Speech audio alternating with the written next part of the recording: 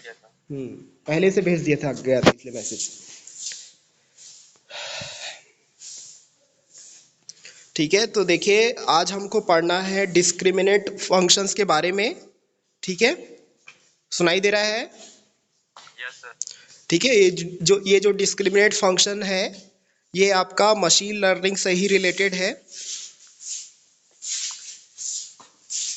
ठीक है, ये आपका हर तरीके के मशीन लर्निंग के जितने भी आपके अलग अलग एल्गोरिथम्स हैं सभी जगह ये इस्तेमाल होगा।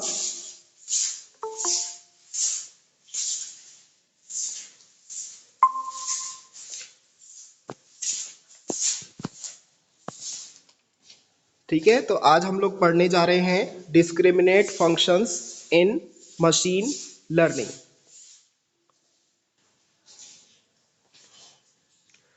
जो डिस्क्रिमिनेट फंक्शन होता है यह आपका मशीन लर्निंग में अलग अलग नाम से यूज होता है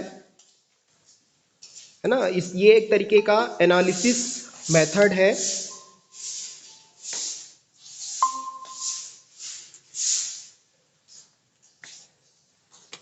अतुल, हेलो, यस सर। आवाज सुनाई दे रही है अतुल? यस सर, दे रही है। ठीक है, तो सभी लोग जो लोग ज्वाइन नहीं किए हैं बाकी लोग को जल्दी ज्वाइन करने के लिए मैसेज करके बोलिए आप लोग। ठीक है, hello. Yes sir. Hmm yes sir. ठीक है, क्योंकि टॉपिक बहुत इंपॉर्टेंट है, इसको आप लोग अच्छे से पढ़ेंगे तब आपको समझ में आएगा ये टॉपिक।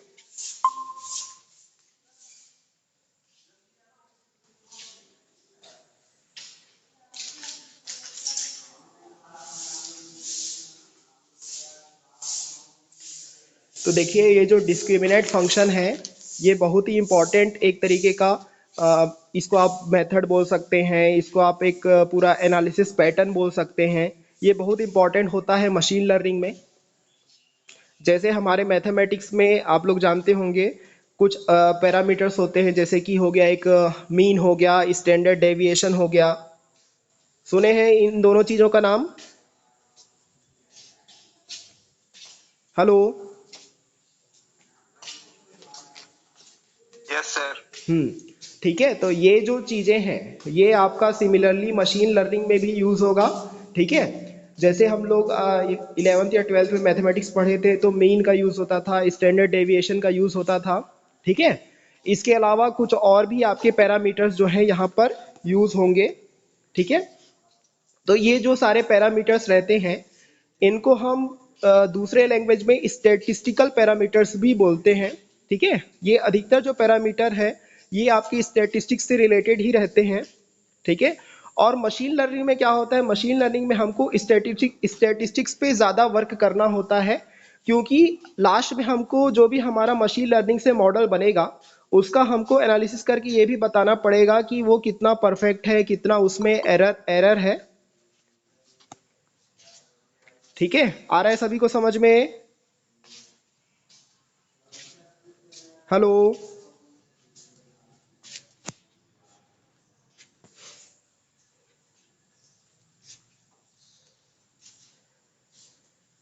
सूर्यकांत, आ रहा है समझ में? Yes sir. Yes sir. ठीक है,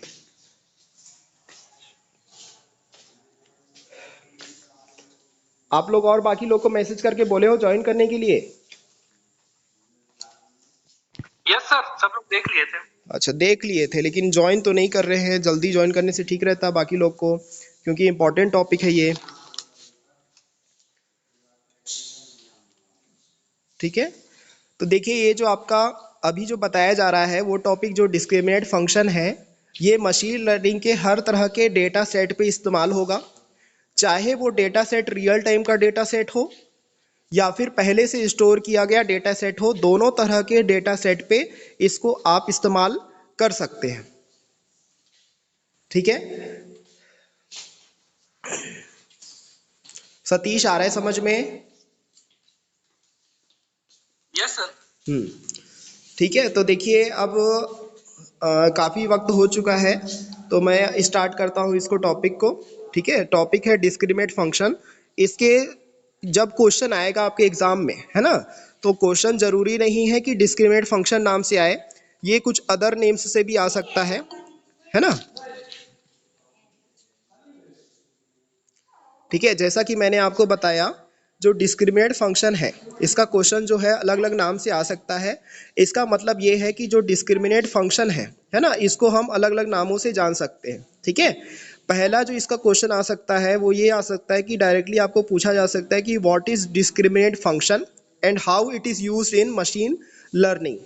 ठीक है, तो इसमें सबसे पहले आपको ये डिफाइन करना रहेगा कि एक्चुअली में जो डिस्क्रिमिनेट फंक्शन है वो वो क्या काम करता है, कैसे उसको यूज़ करते हैं, क्या इसके मतलब कैरेक्टरिस्टिक्स होते हैं, इनको आपको डिफाइन करना है। ठीक है, और जो दूसरे तरीके से क्वेश्चन आ सकता है वो इस तरीके से आ सकता है कि डायरेक्टली आपको किसी भी डिस्क्रिमिनेट फंक्शन को निकालने के लिए एक हमारा एनालिसिस मेथड रहता है, उस मेथड के नाम से आ सकता है क्वेश्चंस। जैसे कि एक क्वेश्चन आ सकता है describe the linear discriminate analysis. ठीक है, इसको जो शॉर्ट फॉर्म में हम लोग क्या लिखते हैं, LDA भी लिखते हैं। जो लेट से जुड़े हुए लोग हैं उन लोग को सुनाई दे रहा है?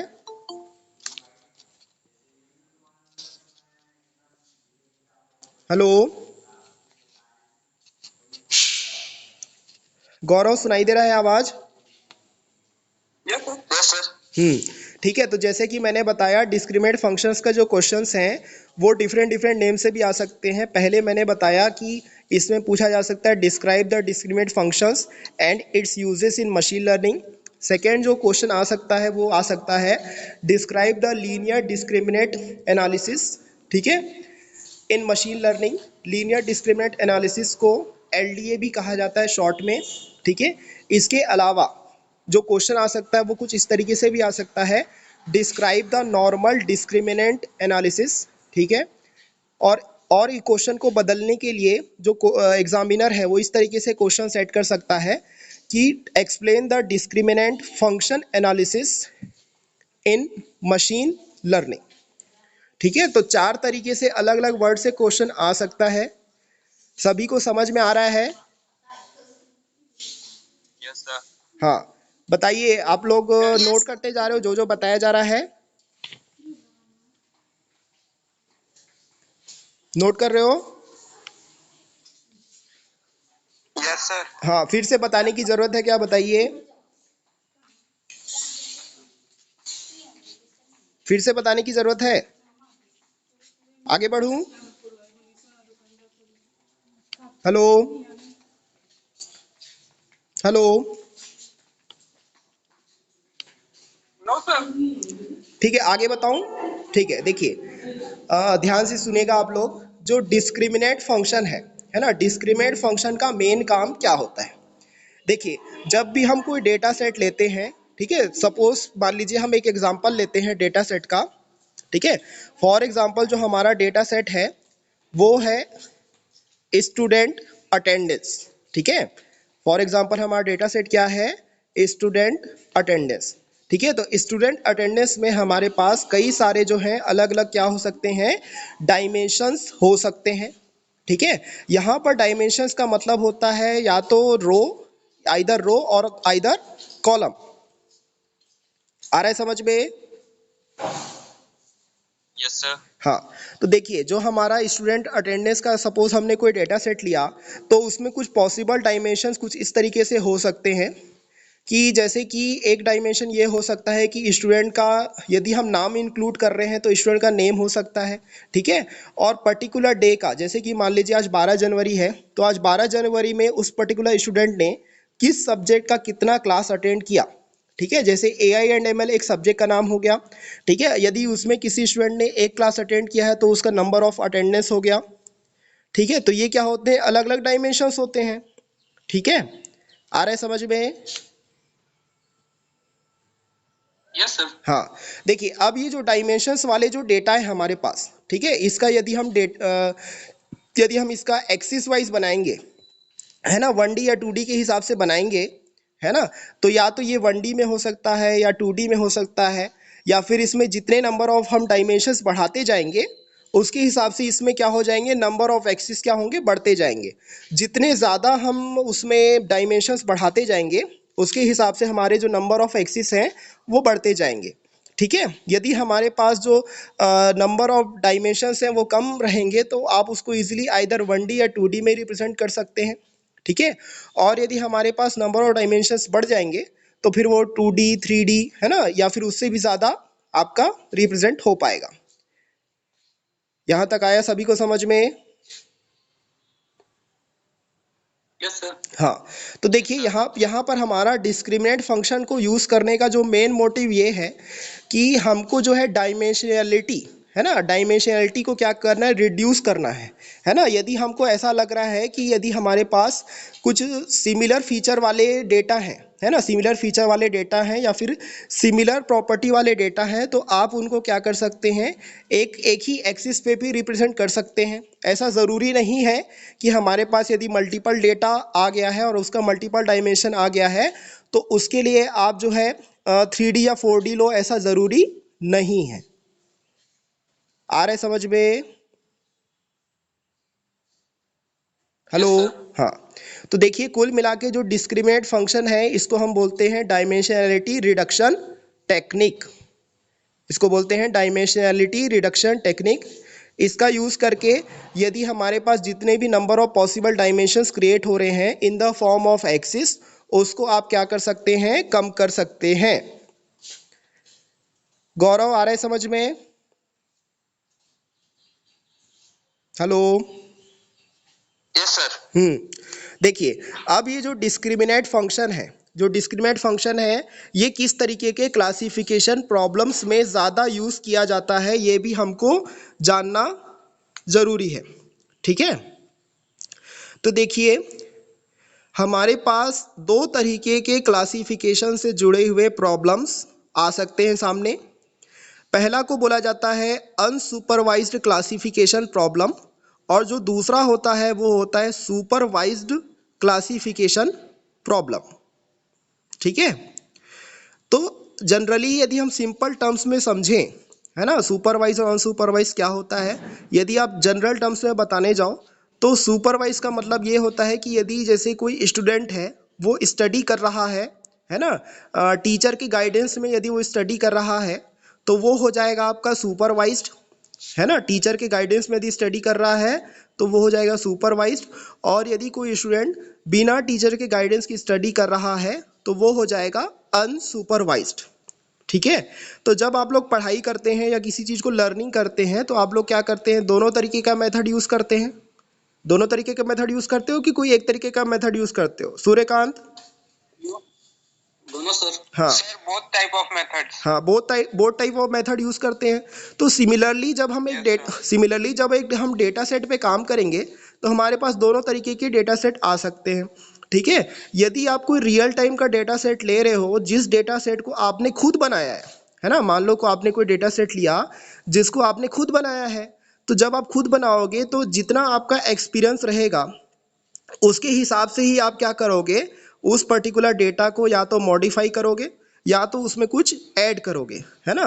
तो मैक्सिमम ऑफ द टाइम्स क्या हो सकता है, कभी कभी या तो वो सुपरवाइज हो सकता है या फिर कभी वो अनसुपरवाइज, दोनों तरीके से वो चीज़ हो सकती है। अतुल, आ रहा है समझ में? Yes sir. तो देखिए यहाँ पर जो हमारा डिस्क्रिमिनेंट फंक्शन है ना, डिस्क्रिमिनेंट फंक्शन है ये जनरली किसके लिए यूज होगा, ये यूज होगा आपका सुपरवाइज्ड क्लासिफिकेशन प्रॉब्लम्स के लिए इसका इस्तेमाल होगा। ठीक है, डिस्क्रिमिनेंट फंक्शन किसके लिए यूज होगा, ये यूज होगा आपका सुपरवाइज्ड क्लासिफिकेशन प्रॉब्लम के लिए इसका इस्तेमाल होगा।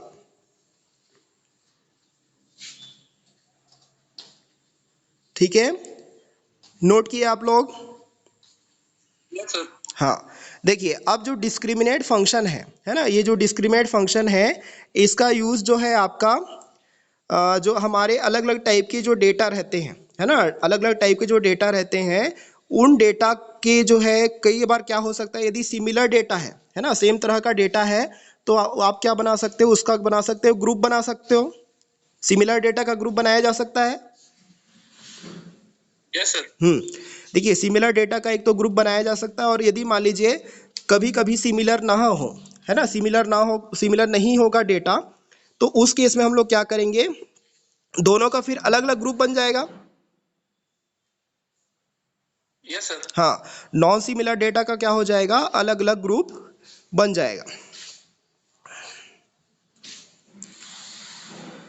ठीक है, तो देखिए यहाँ पर जो हमारा डिस्क्रिमिनेट फंक्शन है ना, यहाँ पर जो हमारा डिस्क्रिमिनेट फंक्शन है, यह डिस्क्रिमिनेट फंक्शन जो है यदि आपके पास क्या हो रहे हैं, अलग अलग तरीके के ग्रुप हैं, है ना, अलग अलग तरीके की क्या है, ग्रुप है ना, तो अलग अलग तरीके के ग्रुप है मतलब क्या है, उनमें डिफरेंसेस है, अलग अलग तरीके के ग्रुप है मतलब उनमें क्या हो सकते हैं, डिफरेंसेस हो सकते हैं, है ना। रिया आ रहा है समझ में?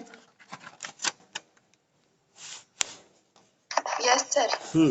तो देखिए मैंने अभी क्या बोला, जो डिस्क्रिमिनेट फंक्शन है, उस डिस्क्रिमिनेट फंक्शन का यूज जो है हम क्या कर सकते हैं, यदि हम कोई डेटा सेट लिए हैं, उस डेटा सेट में यदि कोई भी ग्रुप बन रहा है और उस ग्रुप के बनने के बाद भी, है ना, उस ग्रुप के बनने के बाद भी उसमें कुछ डिफरेंसेस आ रहे हैं, तो उन डिफरेंसेस की हम क्या कर सकते हैं, मॉडलिंग कर सकते हैं।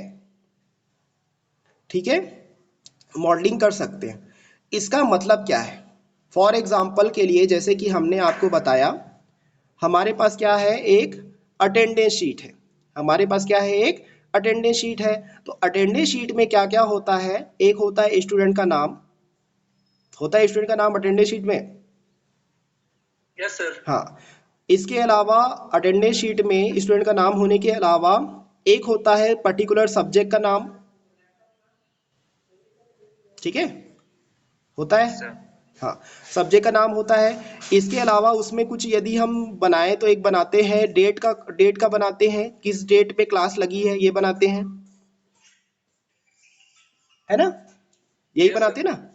इसके अलावा हम ये भी बनाते हैं उसमें कि सभी स्टूडेंट का नाम लिखते हैं, है ना, नाम तो रहता ही है, किस डेट पे कितनी क्लास लगी है वो रहता है। ठीक है, उसके साथ एक डिस्क्रिप्शन ये होता है कि क्या वो थ्योरी का क्लास है, क्या वो लैब का क्लास है, ये डिस्क्रिप्शन भी होता है, यही होता है। आस्था आ रहा है समझ में? हेलो। Yes sir. हाँ, तो देखिए अब यहाँ पर हमको क्या कर रहा है, जैसे कि मैंने बताया कि डिस्क्रिमिनेट फंक्शन का यूज करके हम डिफरेंसेस की मॉडलिंग कर सकते हैं ग्रुप्स में। इसका और यदि हम इसके डिटेल में जाएं तो इसका मतलब ये है कि यदि हमको दो या दो से ज़्यादा क्लासेस को सेपरेट करना है तो वो भी हम कर सकते हैं with the use of discriminate functions. आ रहा है समझ में? Yes sir. अभी तक जितना बताया गया है उसमें किसी को कोई डाउट है क्या, जल्दी बताइए।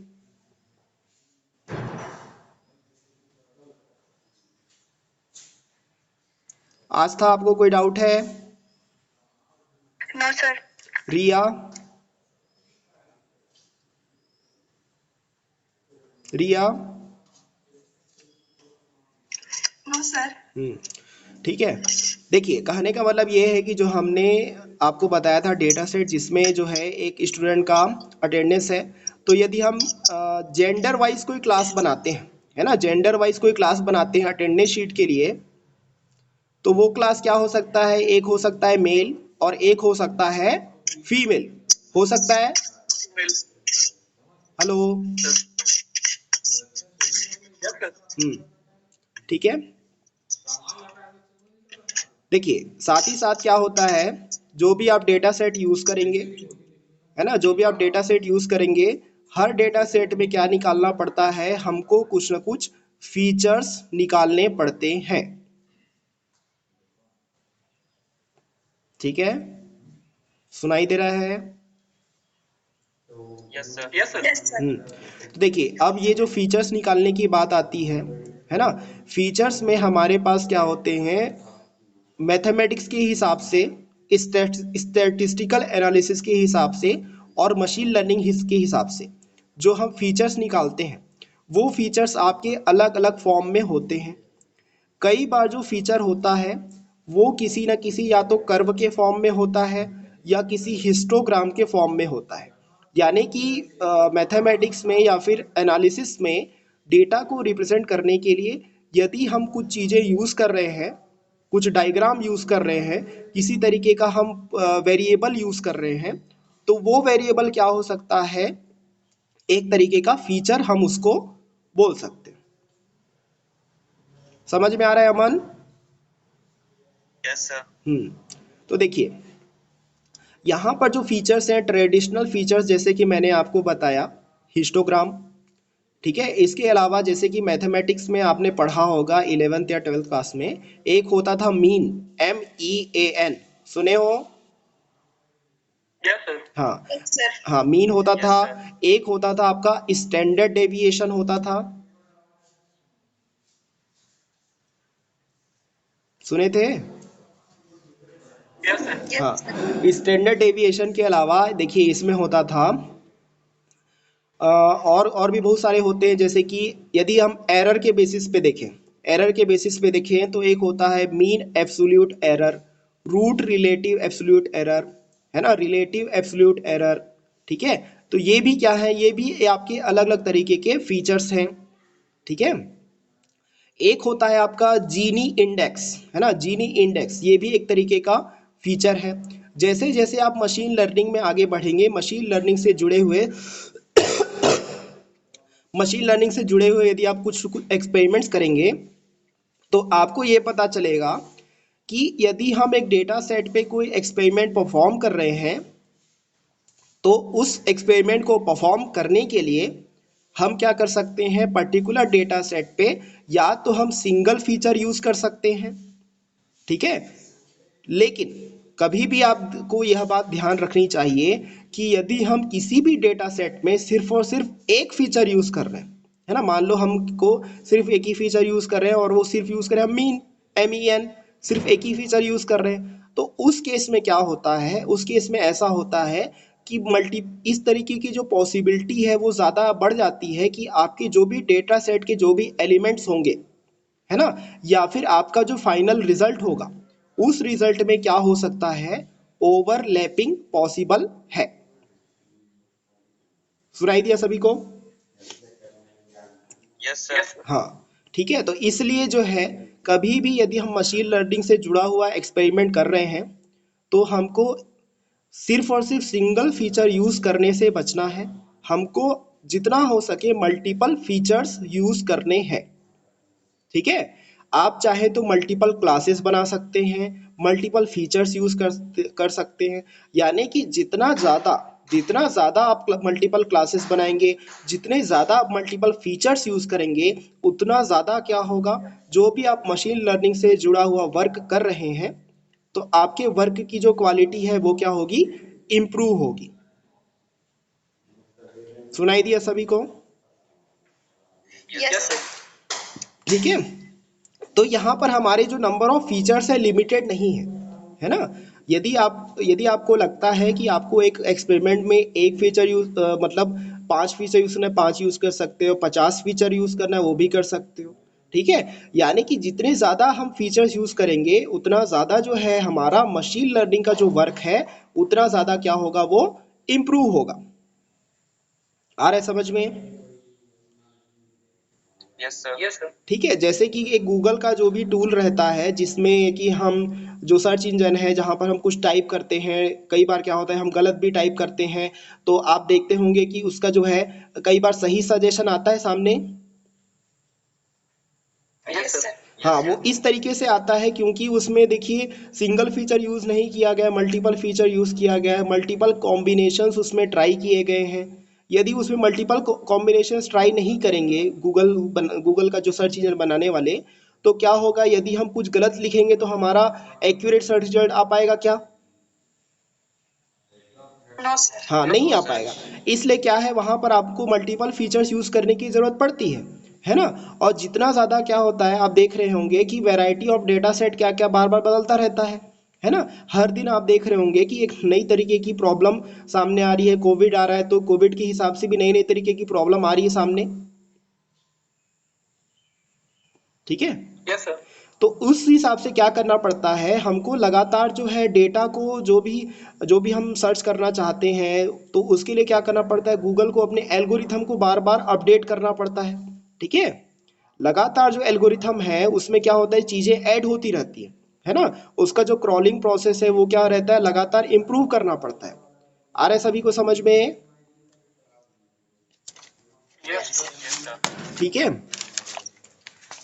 तो देखिए इसका मतलब ये है, इसका सिंपल सा मतलब ये है कि यदि हमको प्रॉपर ढंग से क्लासिफिकेशन करना है, प्रॉपर ढंग से क्लासिफिकेशन करना है तो हमको क्या करना पड़ेगा, लगातार हमको जितना हो सके यदि हम फीचर्स को बढ़ा सकते हैं तो हमको क्या करना है, फीचर्स को बढ़ाना है, ठीक है। Yes sir. हाँ, तो देखिए यहाँ पर अभी सबसे शुरुआत में जब हम क्लास को शुरू कर रहे थे तो हमने आपको ये बताया था कि डिस्क्रिमिनेंट फंक्शन को अलग अलग नाम से जाना जाता है, जिसमें मैंने एक नाम लिया था लीनियर डिस्क्रिमिनेंट एनालिसिस का, जिसको हम लोग शॉर्ट में बोलते हैं LDA। Yes sir. सुनाई दे रहा है? Yes sir. Yes sir. हाँ, तो देखिए अब यहाँ पर जो भी हमारा क्राइटेरिया होता है ना, जो भी हमारा क्राइटेरिया होता है वो दो क्राइटेरिया यहाँ पर यूज होता है। लीनियर डिस्क्रिमिनेंट एनालिसिस में क्या होता है, दो क्राइटेरिया इस्तेमाल होता है, ठीक है। तो देखिए पहला क्राइटेरिया जैसे मैं आपको समझा रहा हूँ, यदि मान लीजिए हमारे पास जितना भी डेटा सेट है उस डेटा सेट को यदि हम मान लीजिए 2D में रिप्रेजेंट कर सकते हैं, मान लीजिए हम किस में रिप्रेजेंट कर सकते हैं, 2D एक्सिस में, ठीक है। तो 2D एक्सिस में यदि हम रिप्रेजेंट कर सकते हैं तो हम दो एक्सिस यूज करेंगे, एक यूज करेंगे एक्स एक्सिस और दूसरा यूज करेंगे वाई एक्सिस, ठीक है। आ रहा है समझ में? हाँ यस सर। हाँ, तो देखिए तो यहाँ पर जो क्राइटेरिया मैं आपको समझा रहा हूँ ध्यान से सुनिएगा, ठीक है। तो जो भी डेटा सेट रहता है उस डेटा सेट को हम क्या करते हैं, कुछ छोटे छोटे पॉइंट्स की मदद से, है ना, उस डेटा सेट से जुड़े हुए डेटा को कुछ छोटे छोटे पॉइंट्स की मदद से हम लोग किसमें रिप्रेजेंट करते हैं, एक्स एक्सिस में और वाई एक्सिस में, ठीक है। तो यहाँ पर हम क्या करते हैं, जब हमारे पास जो छोटे छोटे आपके जो डॉट्स जैसे आ जाएंगे, ठीक है, रुकिए अभी मैं थोड़ा सा आपको डायग्राम दिखाऊंगा, दिखेगा तो बताना। ये डायग्राम आप लोग को दिख रहा है? Yes sir. Yes sir. हाँ, तो देखिए जो ऊपर वाला डायग्राम है ना, ऊपर वाला जो डायग्राम है वो आपका फर्स्ट क्राइटेरिया है, और जो नीचे वाला जो डायग्राम है ना, नीचे वाला जो डायग्राम है वो सेकंड क्राइटेरिया है, ठीक है। दिखा डायग्राम? दिखा था ना?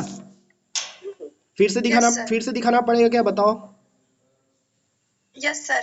No sir. रुको दिखा देता और हूँ। एक बार दिखाइए। हाँ दिखा देता हूँ ना, ध्यान से देखना।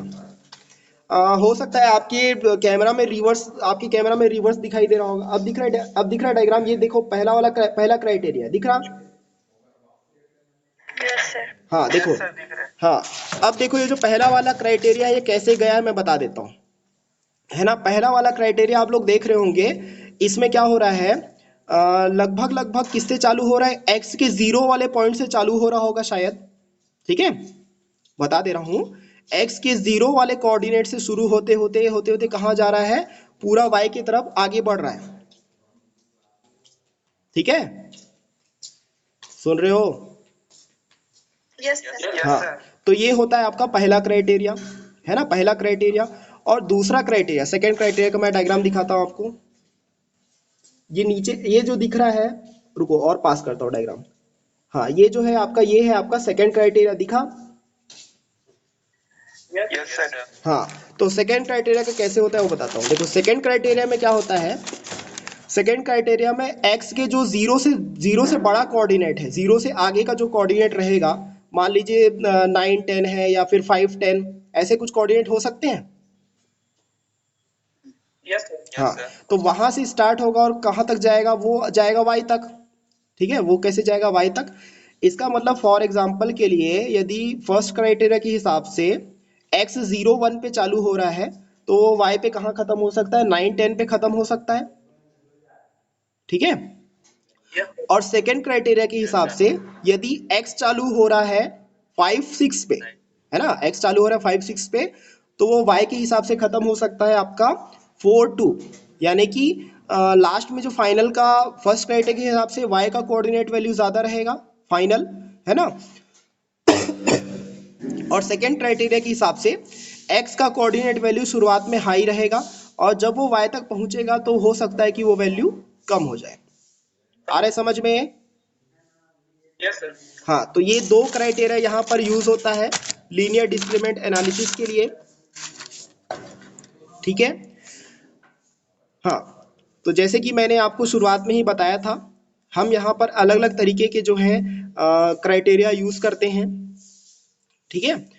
तो देखिए अब इसमें जब आप आंसर लिखेंगे, है ना, जब आप आंसर लिखेंगे तो आपको शुरुआत में ये ध्यान देना है कि आप जो है टू द पॉइंट आंसर लिखें, ठीक है। यदि आपको पूछा जा रहा है तो डिस्क्रिमिनेंट फंक्शन, तो डायरेक्टली हमको उसको डिफाइन करने से शुरुआत करना है आंसर, हमको बताना है डिस्क्रिमिनेंट फंक्शन जो है किस लिए यूज किया जाता है। तो हम शुरुआत में बोल सकते हैं कि जो डिस्क्रिमिनेंट फंक्शन है ये आपका डायमेंशनैलिटी को रिड्यूस करने के काम आ सकता है, दो या दो से ज़्यादा क्लासेस को जो है आपके सेपरेट करने के काम आ सकता है। सुनाई दे रहा है आप लोग को? Yes, sir. Yes, sir. ठीक है। तो ये वाला जो यूनिट है ना, ये जो हमारा मशीन लर्निंग वाला यूनिट है ना, यूनिट नंबर 4, इसको आपको अच्छे ढंग से पढ़ना है। और किसी को कोई डाउट है तो पूछिए।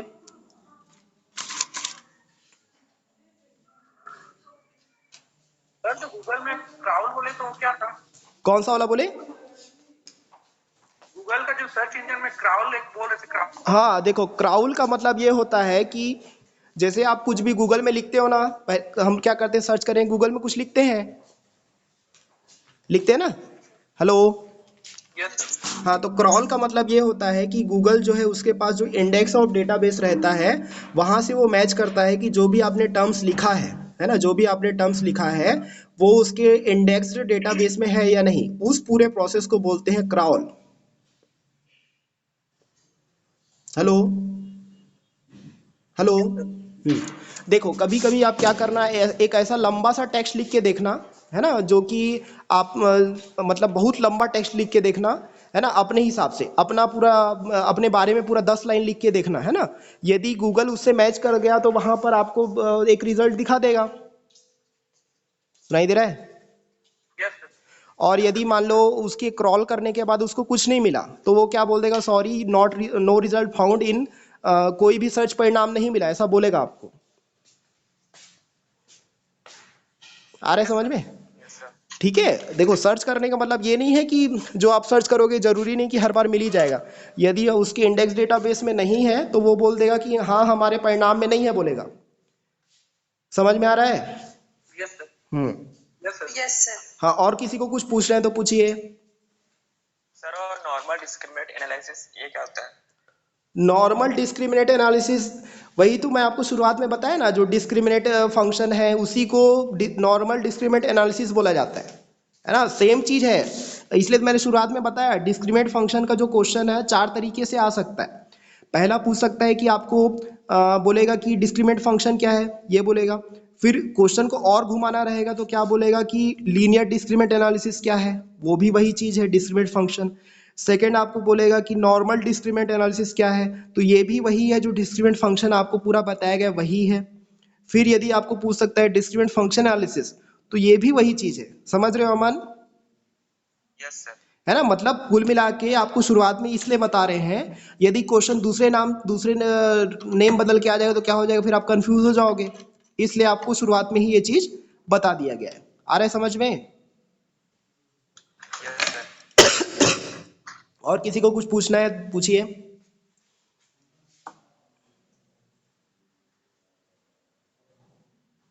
हेलो। No, sir. तो देखिए जैसे कि आपको फिर एक एग्जांपल देके भी बता देते हैं। जैसे कि मान लीजिए हम अटेंडेंस शीट का ही एक डेटा सेट कलेक्ट करते हैं। तो अटेंडेंस शीट के डेटा सेट में क्या होता है, स्टूडेंट का नाम होता है, कौन से सब्जेक्ट का उसने क्लास अटेंड किया है वो रहता है, कौन से मंथ, यदि हम मंथ का एक पैरामीटर ले रहे हैं तो मंथ का पैरामीटर आएगा, ठीक है। यदि आप थ्योरी और लैब का पैरामीटर लेंगे तो वो भी आएगा, ठीक है।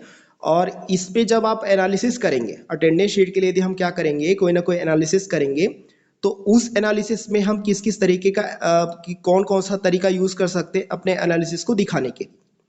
देखिए पहला तो ये होता है कि जैसे कोई एक स्टूडेंट है, स्टूडेंट जिसका नाम है S1, सुन रहे हो? Yes sir. हाँ, यदि कोई S1 नाम का स्टूडेंट है तो हम ये बता सकते हैं कि S1 नाम के स्टूडेंट ने किसी सब्जेक्ट वन में किसी पर्टिकुलर वीक में कितना क्लास अटेंड किया, ये आप बता सकते हैं, ठीक है। और उसका अटेंडेंस जो बनेगा है ना, उस स्टूडेंट का जो फाइनल अटेंडेंस बनेगा उसको आप अलग अलग क्लासेस में रख सकते हैं। क्या वो आपका पुअर अटेंडेंस है, एवरेज अटेंडेंस है, गुड अटेंडेंस है, तो आप क्या कर सकते हैं, उसको अलग अलग क्लासेस में रख सकते हैं, ठीक है। इसके बाद भी ये जरूरी नहीं है कि आप उसको उतने नंबर ऑफ क्लासेस में रखें, ठीक है। एक स्टूडेंट की अटेंडेंस को रिप्रेजेंट करने के लिए आप नंबर ऑफ क्लासेस को बढ़ा सकते हैं, ठीक है। तो यहाँ पर क्या होगा, लास्ट में फाइनल में हमको एक फंक्शंस भी कुछ यूज़ करना पड़ेगा, ठीक है। जो भी आपका डेटा रहेगा उस पर आप MEN मीन का यूज़ कर सकते हो, स्टैंडर्ड डेविएशन का यूज़ कर सकते हो, या फिर आप यूज़ कर सकते हो इसमें कि मीन एब्सोल्यूट एरर कितना है जो हमने मॉडल तैयार किया है या फिर जो प्रोजेक्ट बनाया है ना, रिलेटिव एब्सोल्यूट एरर क्या है, रूट रिलेटिव स्क्वायर्ड एरर क्या है, इन सारी चीज़ों को आप क्या कर सकते हैं, दिखा सकते हैं, है ना। तो ये क्या होगा, हर जगह यूज़ होगा, ठीक है। आस्था आ रहा है समझ में? Yes sir. सतीश कुछ बोल रहे थे क्या आप? No sir. हाँ हाँ, तो देखिए एग्ज़ाम्स जो है आपका, एग्ज़ाम्स के लिए अच्छे से तैयारी करिए, ठीक है। और किसी का कुछ आगे पीछे प्रीवियस टॉपिक्स में यदि किसी को कुछ डाउट है तो बताइए।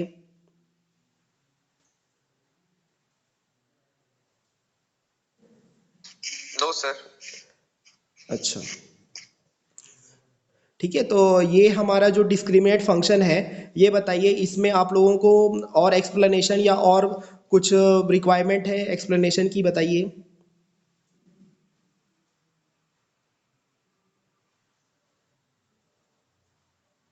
हेलो।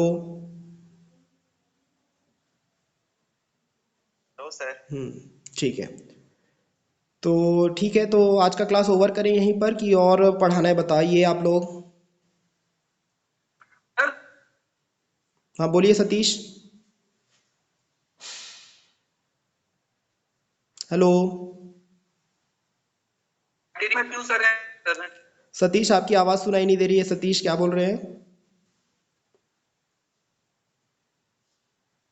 हेलो। डॉट्स यूज कर रहे हैं एरिया में, वो क्या रिप्रेजेंट कर रहे हैं? अच्छा, जो डॉट्स यूज़ कर रहे हैं, जो डॉट्स यूज़ कर रहे हैं वो Yes, sir. ये बता रहा है कि यदि आप कोई डेटा सेट ले रहे हो, है ना, तो उस डेटा सेट का जो कोऑर्डिनेट वैल्यू क्या है वो उसी के लिए है। जैसे मान लो हम कोई भी कुछ भी डेटा यूज़ कर रहे हैं तो उसका कोऑर्डिनेट वैल्यू क्या हो सकता है, एक्स के लिए हो सकता है वो 0 हो और वाई के लिए 9 हो। तो वो जो डॉट है वो उसी का कोऑर्डिनेट के लिए है, और साथ ही साथ ये बताने के लिए है कि कोऑर्डिनेट के हिसाब से, है ना, कोऑर्डिनेट के हिसाब से या एक्सिस के हिसाब से वो सिमिलर ग्रुप में आ सकता है कि डिफरेंट ग्रुप में आ सकता है। आपने देखा होगा कि उसके बीच में हमने क्या किया है, एक क्रॉस करके यूज़ किया है, तो उससे क्या हो जा रहा है, दोनों अलग अलग सेक्शन में बढ़ जा रहा है ना। एक जो साइड रहेगा वो क्रॉस की या तो राइट साइड होगा या तो लेफ्ट साइड होगा, ठीक है। यानी कि क्या हो रहा है, जो हमने बीच में सेक्शन बनाने के लिए यूज़ किया है उसके बेसिस पे क्या हो जा रहा है, हमारे जो डेटा सेट के जो एलिमेंट्स हैं वो क्या हो जा रहे हैं, डिवाइड हो जा रहे हैं। आ रहा है समझ में सतीश? Yes sir, yes. हाँ, रेणु कुछ पूछना है आपको? No sir. तो ठीक है, तो अगला क्लास जो रहेगा आपका कल रहेगा, ठीक है। लिंक वगैरह पहले से आपको भेज दिया जाएगा। थोड़ा सा आप लोग ज़्यादा से ज़्यादा लोग क्लासेस को अटेंड करिए, ठीक है, क्योंकि ये जो टाइम है ना, इसमें आपको जो है जो भी आपके डाउट हैं उन डाउट को जो है आप गूगल क्लासरूम में पोस्ट करिए, ठीक है। जो भी आपके डाउट्स हैं, है ना, चाहे वो प्रीवियस टॉपिक से रिलेटेड हो या आगे के टॉपिक से रिलेटेड हो, उन डाउट्स को आप गूगल क्लासरूम में पोस्ट करिए, ठीक है। उन डाउट्स को क्लियर करने के लिए ऐसे ही आपका इधर लाइव क्लासेस या फिर कुछ ना कुछ आपको ट्यूटोरियल की मदद से बताया जाएगा। जो भी आपके डाउट्स हैं उन डाउट्स को आप एग्ज़ाम होने से पहले क्लियर करिए। जितने भी आपके डाउट्स हैं उनको गूगल क्लासरूम में पोस्ट करिए, ठीक है। उनके ऊपर आपको पूरा डिटेल में समझाया जाएगा। समझ रहे हैं आप लोग? हेलो। Yes sir. हाँ, तो जो लोग भी यहाँ पर अभी क्लासेस अटेंड नहीं किए हैं उनको बता दीजिएगा कि यदि आपको कुछ भी डाउट है तो आप गूगल क्लासरूम में पोस्ट करिए, फिर आपको उसके हिसाब से डाउट क्लियरेंस के लिए सेपरेट क्लास लेके या किसी ट्यूटोरियल के माध्यम से आपको समझाया जाएगा, ठीक है। तो इतना आप लोग कर लोगे, बता दोगे अपने क्लास वालों को? Yes sir. हाँ Yes, sir. हाँ, देखिए और दूसरी चीज़ मैं आपको बता दे रहा हूँ कि प्रोजेक्ट वन जो आपका सब्जेक्ट रहा है उसके बारे में भी यदि आपको कुछ डाउट है तो आपको जो है एक शेड्यूल दे दिया जाएगा। उस शेड्यूल में जो भी आपके प्रोजेक्ट से रिलेटेड डाउट्स हैं उनको भी आप क्लियर करिए, है ना। समझ रहे हैं आप लोग? Hello hello. Yes sir. हाँ यस सर। हाँ, तो चलिए ठीक है, मैं यहाँ पर आज की मीटिंग को मैं यहाँ पर क्लोज करता हूँ। Thank you, have a good day.